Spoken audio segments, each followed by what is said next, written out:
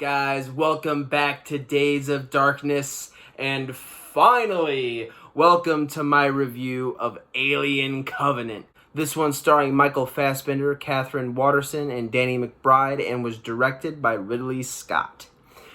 Holy shit, man, I feel like this review is like... It's just so fucking long in the making. I feel like I promised this review to you guys like 4 months ago. But finally, for the love of God, we're finally here. And I gotta say, man, I hadn't seen Alien Covenant since it came out in 2017. I went to the theater with my brother, and we sat down, we watched it. Guy almost died in the theater. Lady jumped up and was like, "Is there a doctor in the house?" And everyone's just kind of like, no. But we got him some help, and the guy ended up being fine. But anyways, we went and saw it, and I remember liking it. You know, I was like, okay, that was cool, but there was nothing that really stuck out to me too much about it. I enjoyed it, and I went on about my life, and I haven't seen this movie since then. You know, so I was really curious to see what I thought. You know, in the coming years, I was starting to hear some pretty negative things about Alien Covenant. And so I'm like, yeah, I remember seeing it. And, you know, there was some stuff when I watched it that did catch me off guard. And I was like, And I'll be fully transparent on this viewing. I still don't like some of the stuff in this movie. But that being said, I sat down. Actually, as I'm recording this, just this morning, I sat down, I watched it. I really fucking liked it. Like, I really, really liked it. I feel like people's expectations got a little overblown. I remember, you know, back when this movie came out, or the hype going into this movie, you know, people were really excited about it. Like, oh my god, we're gonna get Xenomorphs on the big screen for the first time since, like, I think, AVPR came out in 2007. Yeah, 2007. So people were, and that movie wasn't good. So people were fucking itching to get Xenomorphs on the big screen. And I'm not saying that's the sole reason people didn't like this movie. But that, along with other things, I think people were just kind of caught off guard by the type of movie this is, you know? One thing I really liked about Prometheus is the fact that they had the balls to not show the Xenomorphs. There were no Xenomorphs in that movie whatsoever. And in this one, they're in here. Like, they're here, but they have a lot of restraint in showing them. And me personally, I fucking really liked that a lot. I really, really thought that was a good decision. It made it easier to... It made it a much better follow-up from, you know, Prometheus to Alien Covenant. I think that sentence made sense. We'll run with it. But, you know, people were kind of taken off guard by that. I fucking really liked it, man. And the bit of Xeno stuff that we do get in this movie, I think is really, really fucking solid. Really dig the look of the Xenomorphs in this movie. They don't, like, there's not a full-on throwback to Alien with, like, the fluorescent, not fluorescent, the translucent is what I meant to say, head and stuff like that. They don't go full-blown Alien with the look of the Xenomorphs. But I thought they looked really great, and I thought what little we did get of them in the final act, I fucking really liked it. But moving on, what this movie really does function as, and why we don't get aliens, the traditional Xenomorphs, until the final act, is because this movie essentially functions as not only a Prometheus sequel, but we get the true origin story of the Xenomorphs. Prometheus was definitely like the first half of that origin story, but in this one we're definitely getting much more of a definitive, okay, here's how the Xenomorphs as you know them came to be. Get that out of the frame. And something that I remember, like, that didn't sit well with me when I first saw it, but upon this viewing and kind of grasping just the whole idea of this movie and, you know, this character, I really like that David was the one responsible for creating the xenomorphs as we know them. Just years and years of experimentation. When we last left David, the synthetic from Prometheus, he was a head, and Elizabeth Shaw rescued him, and then they just went on about their days. And as he explains it to the characters that we'll get into here in a second, she eventually passed. Or I think he said she passed on in like a crash, and like he made a grave for her and all of that. And he even says that he buried her in the grave, which is a straight up fucking lie. He has let his obsession with creation drive him to the point where he is willing to just kill, which is so ironic, is that he's willing to take life in order to give life to something else. Really, really liked David in this, man. I remember not being super fond about just transitioning that character in this one to just be a straight up villain. And if I have any gripe about him, that would probably be it, because I thought he was much more narratively compelling in Prometheus, as far as he's doing these awful things, but can you really, you can't really say he's evil, he's synthetic. He doesn't have any emotions. Whereas in this one, it's explained that, yeah, he definitely does have some kind of semblance of human emotion. He even straight up says it. He's like, he doesn't say, "Oh, I hate humans," but, he says that, he talks to Walter, who's Michael Fassbender's other character in this movie, the other synthetic that accompanies the crew on this mission, this colonizing mission.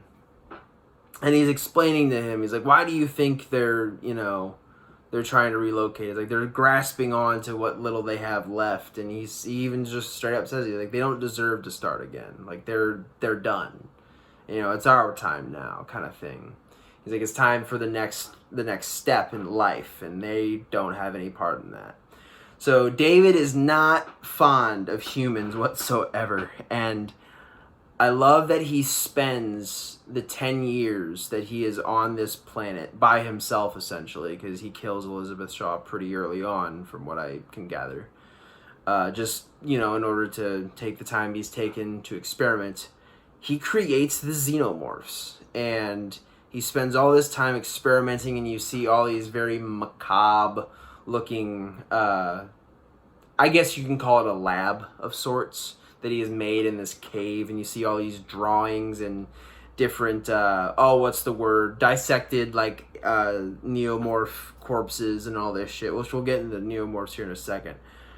But overall, I remember not liking the transition of him into a villain. And, I still kind of wish we would have gotten a little more ambiguity with him. He's much more of a straight-up villain in this movie. That being said, I still really enjoyed the character. He's easily my favorite part of this movie. I still find that character super compelling. I hope maybe someday we can get some sort of conclusion to that character. There was some stuff that didn't really strike me as being overly good about, his creation of the xenomorphs. There is a particular scene, and we're jumping all around here, spoilers and all, obviously, where he takes the Captain Oram, into the cave, and he says, "Oh, go ahead and have a peek," and it's a fucking face hugger egg, and of course he gets it, and I love the line where he looks at David and he goes, "What do you believe in?" as he's about to fucking die. And David just goes, "Creation." And then the fucking thing rips itself out of Oram's chest. I was like, dude, that's fucking rad. What wasn't rad, it was right after that, David stands up and he extends his arms out. And the weird like, I'm used to the chest burster just being like a little fucking slug, essentially, like a fucking worm, and all of his, like, you know, ligaments and stuff are really tightly compressed and he's just slithering around. That's the kind of chest burster I like, personally. And yeah, you can say this is a nitpick, but it's definitely weird. But then the little xenomorph, the first ever xenomorph, just kind of stands up and, like, just puts his little arms out to mimic David. I'm like, this is... I don't know if I like that. He's got, like, a cute little tail and shit. I'm like, that's kind of lame. I thought the idea of the like, I'm cool with the xenomorphs, like, treating David as, like, a de facto queen and stuff like that. Like, I'm fine with that, and even them, like, you know, the idea of them protecting him. But the idea of that little, like, him puppeteering a little baby xenomorph, there was just something about that didn't... I was just like, what the fuck? But other than that, man, I really, really liked the fact that we get a true, definitive origin story for the xenomorphs. I know some people don't like the idea of David creating them. And I can, you know, and if you have that opinion, I'm not going to necessarily be like, oh, you're fucking dumb. Because, you know, I'm not an asshole. But, personally, I think it goes really well with his character. Speaking of characters, we have some new, really cool ones. Really cool characters in this movie. Just newcomers to the franchise. Daniels, who's the main, I guess you could call her the final girl of the movie, if you want to put that on that character. Really, really good stuff. So... we meet these, like, our protagonists of the movie, and something goes wrong with their ship, and they're all just, like, pulled out of their cryo sleep, because they're on a mission to, you know, go to, I think it's Orin 6, I think the planet's name is. I'm probably getting that wrong. But they're going to this habitable planet to colonize it and, you know, start up a whole nother life for humanity. You know, it's a solid reason to be traveling through space. So, but they are just pulled right out of their cryo sleep. People are puking all over the place, and Daniels' husband and the captain of the ship actually fucking dies. She, like, goes over to his pod, and it's not opening, and it's flashing red, and all this crazy shit, and then all of a sudden the inside of it, and he even wakes up. And he just starts fucking burning. And you can hear him screaming in there. The whole inside of the pod is just set on fire. And she's screaming and he's screaming in fucking pain. And I obviously knew about this little cameo this time around. But when I was in the theater, I didn't even realize. And in the next scene, she's like mourning him. And just obviously very sad, rightfully so. She just watched her husband fucking burn alive. I would be pretty bummed out too. But... that's fucking James Franco. And he just has, like, a fucking 2-second cameo in this movie. 2 seconds is exaggerating it. He's in the movie for, like, all around, I'd say, like, a minute. I'm like, that's James fucking Franco. And he's in, like, a major motion picture for, like, 2 minutes. I really enjoy James Franco. I think he's a fucking awesome actor. I am, like, dumbfounded that he was in this movie as little as he was. I was like, oh my god, like, I would have at least, like, if you have access to James Franco, like, that's a big fucking deal. But needless to say, he came and went very quickly. and yeah, man, so she's super fucking bummed out, and now we have the new Captain Oram, yeah. And he is thrust into this position as captain. He's second in command, next to James Franco. So once Franco dies, I know his name is technically Captain Daniels in the fucking movie, but it's James Franco. Leave me alone. Once Franco dies, he is just thrust into this position, and he is very, very unsure of himself. This is something that he had no intention of having to do at all. Like, you know, this is just a peaceful colonizing trip. There should be no need for me to fucking be captain. kind of thing. But he's thrust into this position, and his boo thing's trying to hype him up and stuff and just encourage him, and the crew's not really having it. They're all pretty bent out of shape about the original captain fucking burning alive in front of all of them. So everyone's pretty bummed out, and he's trying to encourage everybody, and that leads to a lot of human struggle in the movie, especially between Daniels and Orym. And I like the fact that they didn't go the route of Daniels being upset at him for taking, her husband's place. That's not even the reason she's really mad at him. She's mad at him because they discover a signal, a transmission coming from a nearby planet. The planet from fucking Prometheus. So, and I love the touch that it's Elizabeth Shaw singing Take Me Home, Country Road. Fucking awesome. But their whole beef is that Orym's like, okay, no one wants to go back in those pods after Franco fucking died. I was burned alive in one of them. And so they just decide to maybe check this planet out, maybe colonize there. And she is not having it at all. She's like, dude, what the fuck are you talking about? You're telling me that we're just gonna fucking risk it? And like, it's a great little clash between those two characters, and obviously things go wrong, and we start to see Captain Orym really deteriorate mentally to the point where he ends up following David into the cave and yada yada yada, and he is the first chest burster victim of the movie, or of the entire alien existence. So really, really good character there, though. And I wanted to shout out Danny McBride, man.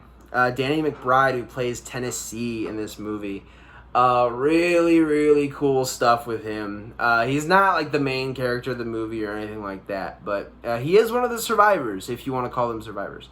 But he is one of the survivors, and he does play a major role in the movie, and I feel like Danny McBride is one of those guys who is known strictly for comedy.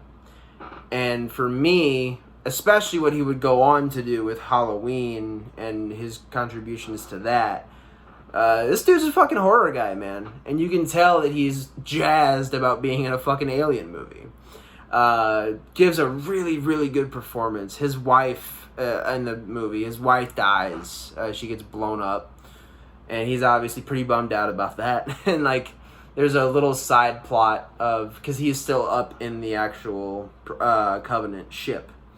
And so he doesn't know what the fuck's going on. She's been dead for a while, and he's just trying to find out what's happening. So he's thinking about, like, risking the entire mission and, like, the 2,000 plus colonists that they have on this fucking ship. And he's, like, willing to risk all of it if it means finding out if his wife's okay. And then, like, and this goes on forever. And eventually we do find out, or he does find out, that she passed away in the explosion of the little shuttle thing. And fucking bummer, man. Fucking bummer. And speaking of bummers, those are like the three really standout characters as far as new people to this series of movies. And we'll get into David and Walter in a second, because those guys are easily my favorite fucking part of the movie. But, speaking of bummers, as far as the rest of the characters go, they really are just there. And I understand, you don't have time to build up every single fucking character, and some characters are there just to be bodies. There are other solid standout characters, like, Tennessee's wife was charming for when she was in the movie. I thought Orym's wife was a pretty solid foundation to his struggle with becoming captain all of a sudden. And, there are some other characters that have pretty standout moments, but for every one of those, there are characters that are just there. They are there to be killed by one of the many monsters in this movie. And that leads me to... Well, first of all, I'll say that is kind of a gripe I have with the movie. It's not anything that ruins the movie for me. I'm a horror movie devotee, so I understand not every character is going to have this super compelling arc. That's not what I'm here for. But as far as the other monsters that these people get killed by, because like I said, xenomorphs only really pop up in the last act of the movie. So what the fuck are they running from? Well, first of all, we have, and me being a germaphobe, I always get squeamed out by shit like this. But this guy just steps, and this is like right when they land on the planet, right to like, you know, look around and shit. He steps on these fucking like weird orb, like plant orb things that are on the ground, and it releases this like toxic fucking these toxic like microparasites, and they fly into his ear. And that alone, and like you see them go into his ear canal and they just kind of dig in there. I'm like, ooh, fuck. I can watch a dude get locked in a pod and get baked like a fucking Thanksgiving turkey, whatever. I can see people get ripped apart like they do in this movie, fine. But there's something about little shit like that I'm just like, fuck. It's weird. I don't know. I lend that to me being kind of a germaphobe. But really, really liked the result of that. And this shit is fast acting too. Like it flies in his ear, and within like minutes, he is fucked up. Like David did not fuck around when it comes to engineering whatever the fuck these things are. He just went full force. And this like these parasites get in his fucking ear, and they just ravage this poor fucker, and he's fucking, you know, fucked up. And there's another guy in the other group who gets, I think he inhaled it through his nose, I think, and so he's all fucked up too. And both these guys are just fucked up, you know. They're just stumbling around.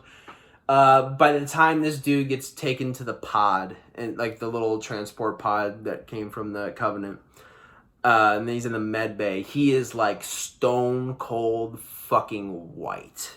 Like he is like white. Really great makeup there. He starts seizing around and shit. Orum's wife is trying to take care of him, and Tennessee's wife is just like, fuck this, and she fucking runs away when she sees what's inevitably going to happen to this poor fucker. And what happens to him is, now traditionally with xenomorphs, obviously we know the song and dance by now, facehugger clasps onto you, you know, you fall asleep for a little while, thing detaches, facehugger dies, and then, you know, within a couple hours, this xenomorph just rips itself out of your fucking chest. You know, one of the best concepts in horror fucking history, don't at me. With the neomorphs, which is what the neomorphs are like the precursor to the xenomorphs. But neomorphs, you know, it's just those little parasites. So much more fucking, not so much more scary, but such a different way of, you know, being infected. But it's just so fucking scary. Because at least with the facehugger, you have a teeny tiny chance of maybe avoiding it. Like either you shoot it and it's a safe distance away from you, that acid blood. But you have a teeny tiny chance of escaping. With these parasites though, you could be this poor fucker just taking a piss out in the woods. And you step on these fucking plants, and then all of a sudden that thing's in your ear, and within minutes, what happens to this guy could happen to you. And what happens to him is this fucking neomorph doesn't come out of the chest. This thing rips itself out of this guy's fucking back. Like, his spine just rips apart. And he just, it's this little fucking guy too. He just fucking flops out of him. And he's already fucking dangerous. You know, with the original xenomorphs popping out, they kind of scurry away. Like, they really don't want anything to do with people. The neomorphs, they're like baby calves, dude. They're already walking. They're already ready to fucking throw down. And he does. Ends up killing Orum's wife. And it's like a little fucking baby. Just cuts her to fucking shreds. We don't really see a whole lot of it, but he fucks her up. And then he is getting ready to fucking kill Tallahassee's wife too. Like, this thing is already like rapidly growing. Very, very scary. Obviously, you know, the main stars as far as monsters are concerned are the xenomorphs. Shout out to neomorphs, though, man. Like, these little fuckers are goddamn scary. Really liked those guys.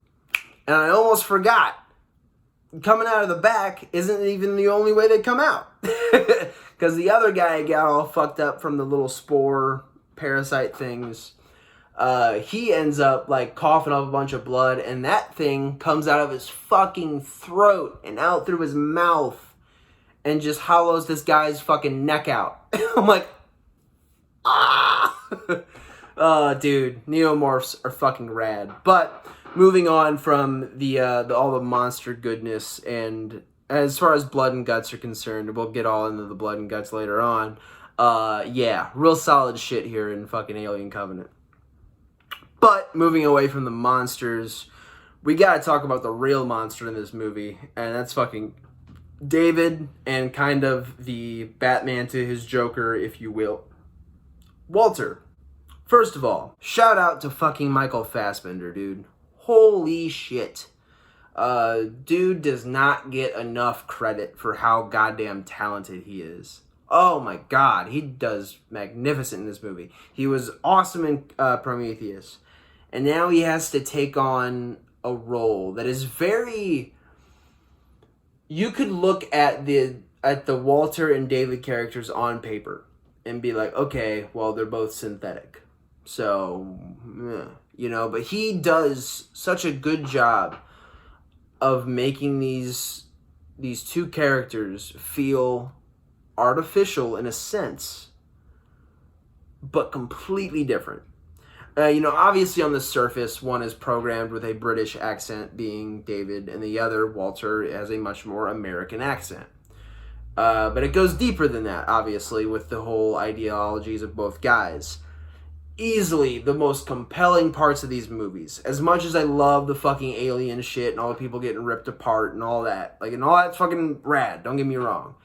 But the conversations between those two characters, both played by the same actor, awesome shit, man. Awesome, awesome, awesome.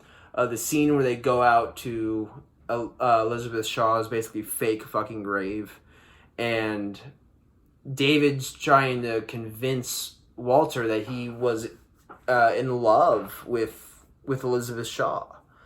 And Walter's like, that's not possible for you. And he's like, oh, well, what do you know, kind of thing. And I did not do that conversation justice just now. But, you know, David is super obsessed with humanity to the point where he's grown to hate it. You know, I'm pretty sure I just mentioned it here, but he outright says, you know, humanity doesn't deserve to survive. You know, he even grew to detest his creator in Wayland, which the whole Wayland thing still kind of fucks with me. I talked about it in Prometheus about who the fuck is Wayland now? Like, what the hell is going on? I don't fucking know. But really enjoyed the fact that they still explored that side of David, and now that curiosity has now just translated into full-on hatred. And Walter, on the other hand, is still, you know, just straight-laced synthetic, doing all he can to serve the humans, and David is trying to lure him out of that. Like, he has him play the flute, and there's this extended scene, which some people might call boring. And it's David just teaching Walter how to play the flute. And people are like, oh, what the fuck? It's an alien movie. Like, show me fucking aliens. But the whole point of that scene is him trying to get Walter to bust out of his programming and show him, be like, dude, you're capable of so much more than servitude. And Walter's just not having any of it. And so, obviously, the two come to blows, which leads us to them fighting. Scary fucking total. I totally forgot about this upon this viewing, but once David kind of realizes that Walter's too far gone, he stabs him in the neck, which is basically the reboot for not reboot, but it basically is a shutdown, and it shuts down a fucking synthetic android. What David doesn't know is that since him, there have been upgrades, so that wound actually heals, and David comes back. And we see, later on, we see Daniels discover the lab and discovers just all the crazy shit that David's been up to, and him experimenting to create the eventual xenomorphs. David fucking catches her and just is a real creepy fucker. And I will say, I didn't really like the idea of him, like, kind of forcing her down and, like, kissing her and being all, like, rapey and creepy. I didn't really...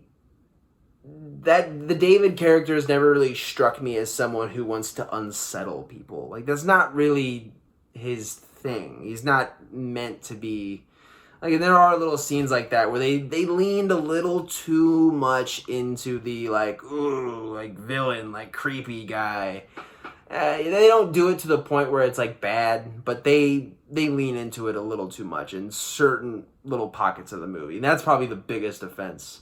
Is, like, him just, like kissing her is like, oh, is that how you do it? And that kind of thing. It's like, that's weird. But Walter does come to the rescue, and they have a pretty fucking solid fight scene in this Alien movie, which you don't really get a whole lot of fisticuffs in in the Alien franchise. But this was really cool, and we kind of get a ambiguous... Oh, at the time, when you're watching it, it's an ambiguous ending to the fight, where Walter's kind of smashing him in the face with this fucking rock. And you see David kind of grab this knife, and then we just cut away. We don't really see what happens. And later on, when they escape, and the xenomorph has now busted out of Orm's chest, and he's chasing them towards the shuttle, we see Walter come back and assist them in their escape. And also, that sequence at the end, I thought was really fun. I thought it kind of leaned a little too much into, like, action movie territory, but it kind of fit with the rest of the Alien franchise as far as that last, like, big climactic battle between the xenomorph and the human character, or characters, depending on what movie you watch. Really fucking liked it, though. I thought it was cool, the whole thing of Daniels being on top of the shuttle while it's fucking Danny McBride is, like, flying it around and shit, and they're flying all over the place. And seeing this alien get caught in a crane and get fucking crushed and, like, cut apart, and then it opens up and there's just body parts flying out of this fucking crane. I was like, woo! That fucking ruled. A really, really great kill there. The whole climax was cool, but during the entire climax, obviously, Walter is helping them out. And then at the very end, you know, well, I shouldn't brush past this. We get a whole nother final little deal where another facehugger makes its way on board and latches onto one of the guys off screen. They come and discover his body and his chest all hollowed out. So then they have another xenomorph to deal with, and they had some really cool moments with that xenomorph as well. The shower scene, fucking top-notch horror, dude. I'm a sucker for a good shower scene. Say that 5 times fast, fucker. Anyways, people probably could. I just can't talk. Moving on. So, you know, this couple, they're under the impression that they've survived this just incredibly fucking traumatic experience. So, you know, they celebrate how they do, and they go, and they, I wouldn't call it a sex scene. They're just kind of like, you know, being very sensual with one another. And, you know, if you're in a long-term relationship with somebody, you do that shit. But they're, you know, they're making out in the shower and shit, and just kind of decompressing from this incredibly fucking traumatic experience. But sure enough, man, that second xenomorph kind of, like, goes up her leg a little bit with his tail. Very creepy imagery, too. Going back all the way to a lot of the subtle sexual nature of the xenomorph. But just kind of going up her leg a little bit, and she gets freaked out. And then she sees the xenomorph come out of the darkness behind her husband and behind that glass wall, and takes his mouth out and fucking goes right through the guy's mouth. Oh my god, great shit. She gets killed off screen too. Now the Xenomorph is pursuing Daniels in Tennessee, who they developed the plan. And they are also being helped out by David, or Walter. They're being helped out by Walter, though, and they developed the plan to blow this alien out of the airlock. Really, really good climactic scene there, as far as, you know, her trying to crawl through that truck while the alien's coming towards her and shit. He locks her in there. Love the Xenomorph busting his face out of the window, and it's just like the lower half of his head, and it's just kind of like not looking around, but just kind of like biting at whatever he can and shit. Creepy fucking imagery there. But they just barely get him, and it ends with basically this alien being impaled by one of the trucks, and you know, it floats off into space. So yay, happy hunky dory. And we get the reveal because they're about to go to Orem 6 to do what they initially intended on doing. To colonize that planet instead of this fucking crazy fucking world. But then we get the reveal that I think a lot of people saw coming, and that's that Walter was not successful in his attempt to stop David, and David has been posing as Walter the entire last act of the movie, essentially. And he fucking... I love the little moment where Daniels realizes it, but she's already in the pod, so she gets put to sleep, and we see her just fucking struggling to get out and slowly fucking pass out. Creepy shit. It's like, imagine the fucking dreams you would have with that being your last, like, you know, totally fucked up. And we also have the subtext, or the context of what he did to Elizabeth Shaw when she was in a sleep pod as well. So it's like, oh my god, it's fucked up, you know? It's really fucked up. Very bitter, like, sad ending for these characters, because you know that they're probably just going to get cut open and experimented on by David. But a really bones-chilling ending, and I liked it. The one thing I wish they would have handled that twist at the end a little better, because we get the ending to the fight between Walter and David, and you know, they just kind of cut away from it, and then we all of a sudden see Walter just kind of like running to go help him.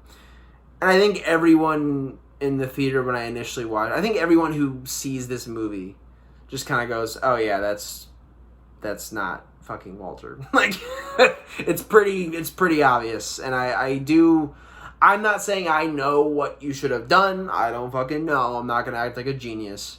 But I do wish they would have handled that twist a little better, because I think a lot of people who are paying attention would have gathered that.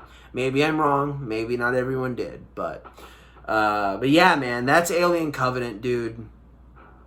Fucking really enjoyed this one. Obviously, I have my problems with it here and there. But overall, I fucking really dig this movie a lot, man. And I didn't think I was going to. I thought it would be alright, but it would just kind of pass her by. But no, man, I really enjoyed this one, even to the point where I would say, you know, I remember earlier on in the series, the Predator Alien series review, that I said, watch Alien and Aliens and just be done with it. No need to watch Alien 3, no need to watch Resurrection, and I still stand by that. That's not my stance anymore. I would say, watch Alien, watch Aliens, and if you really want more, watch Prometheus and watch Covenant, because those movies are fucking awesome. Are they on par with, you know, the first two Alien movies? No. But I think they're both fucking fantastic in their own way. Like, I love the fact that the people behind these two movies went out of their way to do something different and not necessarily just go to the old tried and true as far as just doing the old Alien template, you know? Like, there's definitely hints of it for sure, but they put their own spin on a lot of it, and I fucking really enjoyed that. And there's a good way to go against the grain, and there's a bad way to go against the grain, and we'll go over that next time when we review The Predator. But until we get to there, I think you all know what time it is. It's been a long time, but it hasn't been that long. I hope you all remember. We're done with the review, but we're not done with the video, because you know we gotta talk about the blood, the guts, and the gory bits. Stick around. Alien Covenant was fucking rad. It was really, really, really fun movie. One thing that this movie really does have going for it is that it is fucking brutal. One little complaint I had about Prometheus is that there wasn't a lot of the red stuff. It wasn't completely devoid of it or anything like that, but a lot of the brutality came from actually engineer deaths. When we got human death, obviously, and a lot of it was really solid, but we didn't get a whole lot of the splatter. Didn't get a whole lot of that juicy stuff we all love, at least most of us. Can't say that about Alien Covenant, though. We get a lot of fucking blood, a lot of guts, a lot of gore, and I really fucking dug it. As I said before, the shower scene with the guy getting the inner mouth right through his fucking mouth, great shit there. I did really dig the that first chest burst, Orim getting the alien through the chest.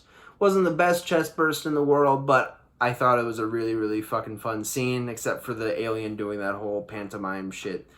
That was kind of dumb. But other than that, good death. I loved the Neomorph ripping itself out of the back of the fucking poor fucker who got it in the ear. Like, I really, really liked that. It was such a unique way for an alien-esque creature to rip itself out of somebody. We're so used to the chest, but seeing that fucking thing just rip itself out of that guy's back, fucking killer stuff, man. Speaking of the Neomorph, there was a really quick, I don't want to say blink and you miss it, but there was a certain kill in the crazy Neomorph scene in the field where they're all trying to shoot this fucking thing, where the Neomorph takes its tail, and it's just this spike at the end of his tail, and he just whips it and just de-jaws this poor fucker. Like, 1 second he's shooting at it, and then thoop, and his jaw's just fucking gone. I was like, oh shit! It was totally rapid, really quick, but a great kill. There's a bunch of other really, really fun ones. Obviously, the one chick who, when the Neomorph is fully formed into this big fucker, and he ends up biting her neck, and it eventually just beheads the shit out of her. And her head's floating in the fucking fountain where the rest of her is just kind of lying there, and the Neomorph's fucking eating her and shit. Brutal, brutal, brutal. And there's a lot of other good stuff that I could talk about, but I think it's time we go ahead and get into the kill of the film, and that it's not the death of a major character necessarily. This is one of those guys that's just kind of there, and he's just, whatever. But I gotta give it to the one Neomorph ripping itself out of the dude's fucking mouth. Totally unexpected. I remember the backburst being kind of spoiled in trailers and shit like that, so I think people saw that one coming. But then seeing that Neomorph just tunnel its way up this dude's neck and just rip itself out of the mouth. Oh my god. Even on this one where I knew it was coming, I was like, oh, fuck. Really, really loved that kill. Really, really love this movie. I'm actually looking forward to seeing it again sometime down the road. What I'm not looking forward to is the next movie on our list. I already announced it. I kind of, blew my load a little early there. And that's the fact that we're reviewing The Predator next.